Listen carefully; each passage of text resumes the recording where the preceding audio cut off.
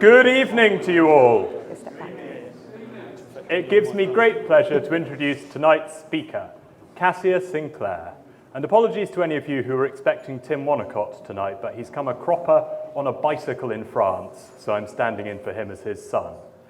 To say a few words about Kassia before she talks to us about Tyrian purple, as many of you may know, she's an eminent design journalist and cultural historian, and I'm obliged to say the UK's best-selling historian under 40, who's published 4 books to date, beginning after cutting her teeth on Elle Decoration and The Economist, with The Secret Lives of Colour back in 2016, a book I continue seeing in all my friends' houses, and we have a copy at home, which has now been translated into 20 languages and takes you through the 75 most fascinating colours, tones, and shades, from the charcoal used in the Lascaux caves, to acid yellow, to Punk's fluorescent pink, and to Marie Antoinette's puce. Kassia then moved on to The Golden Thread, How Fabric Changed History in 2018, picking 13 seminal historical moments indebted to certain fabrics. In 2023, she changed tack and wrote the fascinating Race to the Future about the Peking to London automobile race in 1907. I quote from the blurb, "An Italian prince and his chauffeur, a French racing driver, a con man, and various journalists." And this year, she's published to mark Liberty's 150th anniversary, Liberty, Design, Pattern, Colour. 150 of the most striking Liberty patterns to mark its 150th anniversary. Tonight, Kassia will be talking to us about Tyrian purple, and I hand over to her. Thank you, Kassia. Thank you so much. Hello and welcome to the Institute of Directors. I am really thrilled to be here this evening and to be talking to you. So a little bit more about me. You've already heard so much. I'm sure you're bored of me already.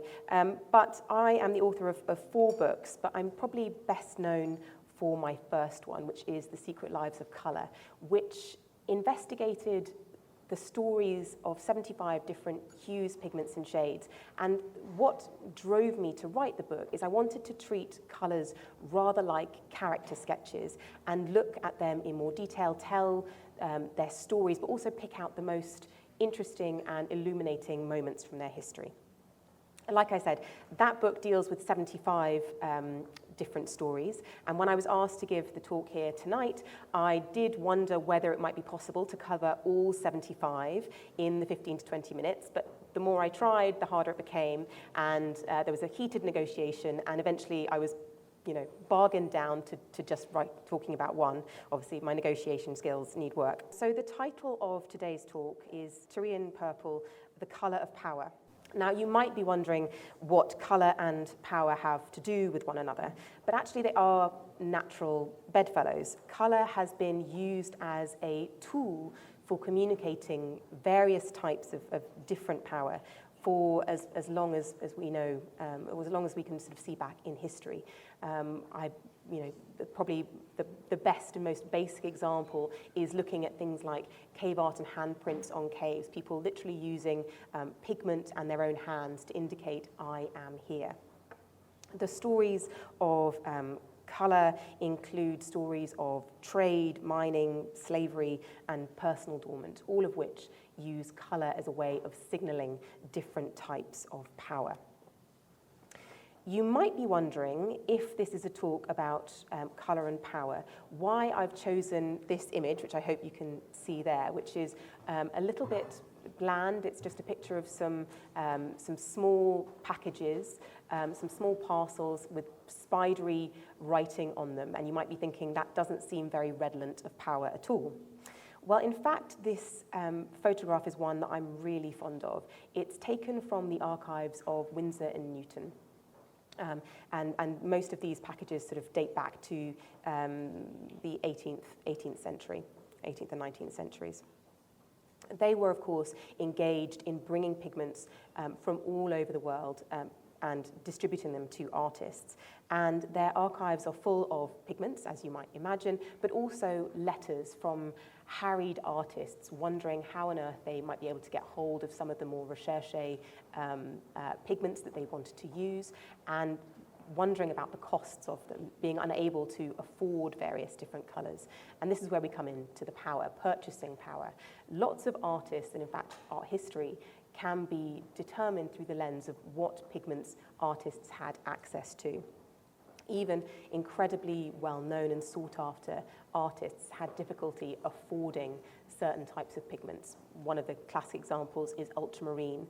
If you look at letters between commissioners and artists, they often stated how much ultramarine they wanted to be used on a canvas, and would in fact often buy the raw ingredient lapis lazuli and dole it out day by day to the artist, insisting, essentially to try and make sure they weren't being bilked, to make sure that the artist was in fact using the right ingredient and not using a cheap knockoff.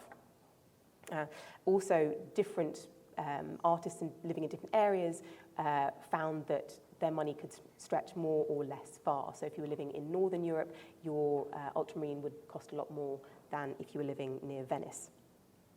More recently, there's been a whole art world spat, which you may or may not be aware of, over the use of Vanta black, which is an ultra black pigment, which it was discovered, made from carbon nanotubes, and is very, very difficult to use.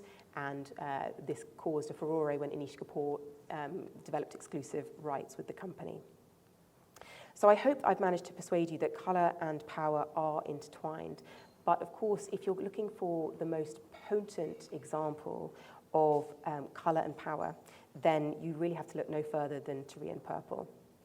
Yes, this isn't a historically accurate representation of the colour. I'm afraid they are rather difficult to come across. Can I ask for a show of hands? Who here associates royalty and the colour purple? Yeah, quite a lot of you. There are other colours associated with royalty depending on where you come from in the world. But if you, like many people, think of royalty and then think of purple, this pigment, Tyrian purple, is the reason why. It was the preeminent dye of the ancient world, and its use dates back at least as far as the 15th century BC. Despite the fact that it was used for millennia and was such a potent symbol of power, it's actually a very mysterious pigment, and there are difficulties, for example, in pinning down the precise shade. I think if we think of the sort of royal purple colour, correct me if I'm wrong, I think of something rather like this. I call it kind of Quality Street purple. That is quite tricky when I'm giving talks in America because Quality Street doesn't exist. They tend to say Minnesota Vikings, and that's the shade of purple that they think of. But actually, in fact, if you were to go back to ancient Tyre, or if you were to go back to ancient Rome, the colour that they most believed was the colour that was associated with Tyrian purple and with power was something rather more like the colour of clotted blood. That was the colour that they believed most reflected the power of this particular dye. So where did this dye come from? Well, it comes from a rather surprising source. There's a story written down by the mythographer, in the 2nd century mythographer Julius Pollux, that the first person to discover the secret of Tyrian purple and its origins was in fact not a person but a dog, the dog belonging to Hercules. Hercules and his dog were apparently, in this story, walking down a beach when the dog started munching on some sea snails at the shore, on the edge of the shore. And Hercules noticed that his drool was turning bright purple. It's a rather charming story. I think we can safely say that it's not true. However, all the best stories contain a grain of truth. And in this case, the truth is that this colour does in fact come from 3 different types of sea snail, principally 2, but there's a third as well, that are native to the Mediterranean. And running across their backs, that's not the correct term, but for want of a better word, running across their back is a particular gland called the hypobrachial gland. And this gland contains some drops of liquid that at first looks colourless. But if you were to crack open a sea snail cruelly and then squeeze this liquid onto a piece of white cloth and expose it to the light, you'd see that it would change colour, first to yellow, then green, then blue, and then finally purple. Despite the fact that all these snails do contain these chemicals which respond to light and are capable of becoming a dye, actually the process of taking the liquid from these snails and creating a really great colour-fast dye is not easy in the slightest. You have to take vast quantities of sea snails, you have to salt them and leave them to ferment for around 3 days. You then have to gently heat them, usually in lead pots, over a moderate heat, sources say, for up to 10 days as the colour concentrates. You continually test the sort of thickening, gloopy mixture by putting pieces of cloth in. Now, unsurprisingly, given this contains rotting shellfish, the sort of contents of this particular gland itself, which was said to smell something rather like garlic breath, and also often stale urine, which was used as a kind of fixative to fix the dye to cloth. This was quite a smelly, malodorous operation, and archaeologists have quite often found that the dye works have been situated sort of downwind of major urban centres, presumably so that the people who would be buying the cloth wouldn't be, with their noses wouldn't be offended by the smell of the cloth's production. Another thing to note is that it took a vast quantity of sea snails to create just a single ounce of dye. There are lots of different estimates, but one that is quite often used is around 250,000 individual sea snails to create just 1 ounce of dye. Unsurprisingly, the finished cloth was more expensive than gold, and in fact, in 301 AD, an imperial edict in Rome said that it was 3 times the amount of gold. So the cloth was 3 times worth its weight in gold. This dye was, since the sea snails were native to the Mediterranean, had quite a sort of wide geographical area. But the culture that is sort of most associated with it is probably, the Phoenicians. They called themselves the Purple People, and it's the city of Tyre that gives its name to Tyrian purple. This dye is mentioned in Homer's Iliad. It's mentioned by Virgil, and the thing that really distinguished it was the fact that it was a symbol, a very potent symbol of power. Cleopatra, it's funny how often she crops up in ancient stories about power, but Cleopatra was said to be completely obsessed with it, and apparently the sails of her ships were dyed Tyrian purple. Also, Romans used it as a way of demarcating status. So senior royal Roman magistrates were allowed to wear by law something called a toga praetexta, which was a white toga with a thin purple band. But generals who were celebrating particularly prominent victories were able to wear a toga picta, which was all purple with a thin gold band. So the use and wearing, the display of this particular dye was a way of showing not only your status in society, but also whether you were celebrating or not. It was very expensive, and so its cost put off potential buyers.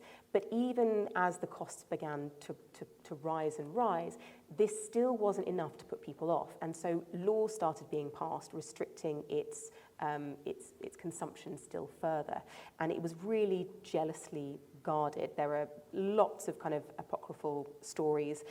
One is that the Emperor Nero, when attending a kind of a music recital, saw a woman walk in wearing Tyrian purple. He stopped the performance that instant, had her stripped naked, whipped, and had her property taken, confiscated from her.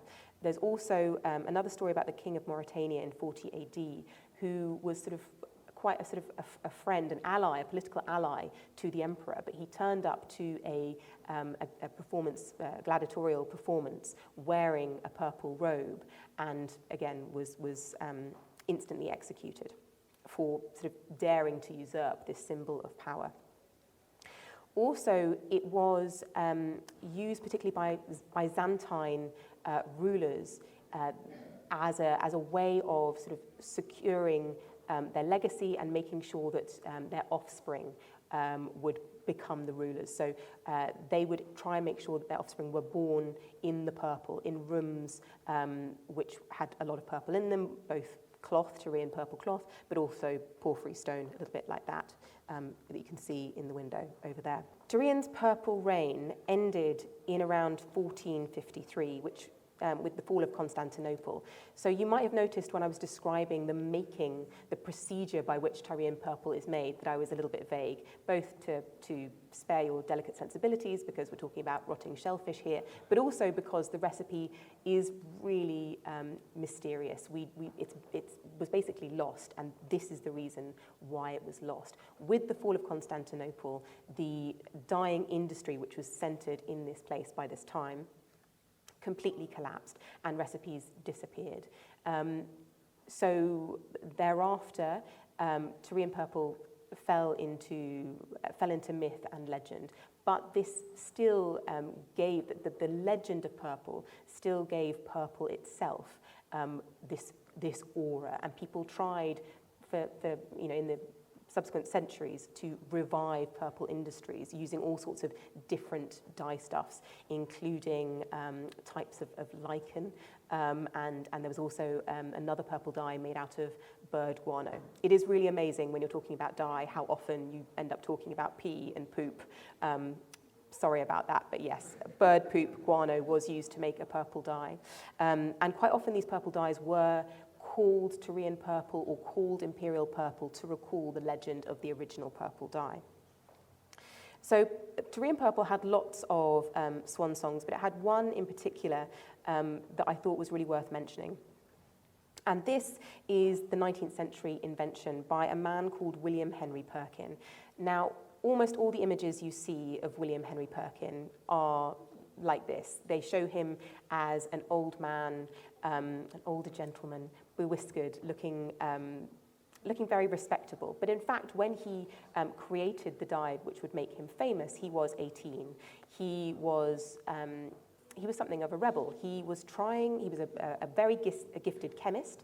He was born in the East End of London. His father was a builder, and he was experimenting on coal tar, which was a byproduct of gas lighting at the time. What he was actually trying to do is he was trying to create a synthetic version of quinine, which was used to cure malaria. This was hugely important to the British Empire at the time. It was a way of protecting soldiers and other people from malaria. And so he thought this would be a real money spinner. Quinine is colourless, but on one particular day when he was experimenting in his father's either shed or attic, depending on the version of the story that you hear, what he found in the bottom of his beaker was not a colourless liquid, but a kind of dark, purplish, blackish sludge. Not very promising, not what he was after.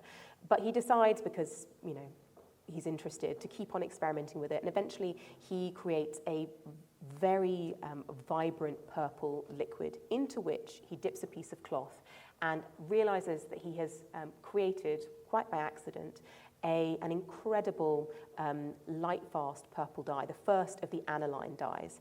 This is a really significant moment in chemistry.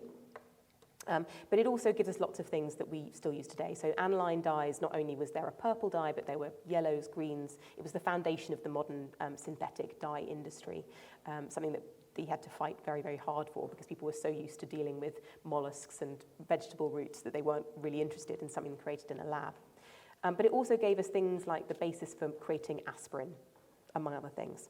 But of course, because what he had created was a purple dye, it immediately became associated with power. And one of the very first people to wear it, and in fact the person who allowed this dye to win over initially reluctant dye industry was Queen Victoria, who wore a purple gown to her daughter's wedding.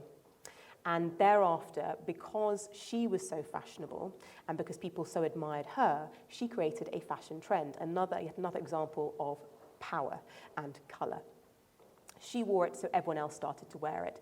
There are so many examples and written accounts of how fast this craze spread. But suffice it to say that 2 years after William Henry Perkin had first discovered his dye in this lab, a satirical London newspaper was writing that London society had caught the mauve measles.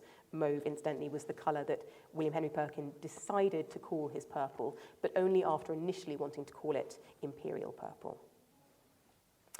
So from a sign of high office to royal blood to environmental disaster and back again to royal trendsetters, I hope that I've convinced you of the power of Tyrian purple and that in fact it is a colour of power. Thank you so much for your time and attention. I hope you have enjoyed the talk. If you'd like to know more, I have a website, of course I do. I also have a newsletter for which you can use the QR code. And I mentioned at the beginning that you are very welcome to come and ask me questions. Please come and find me. I'll be hovering around and I'm probably the most brightly dressed person here. It comes as part of the job. But yes, thank you very much.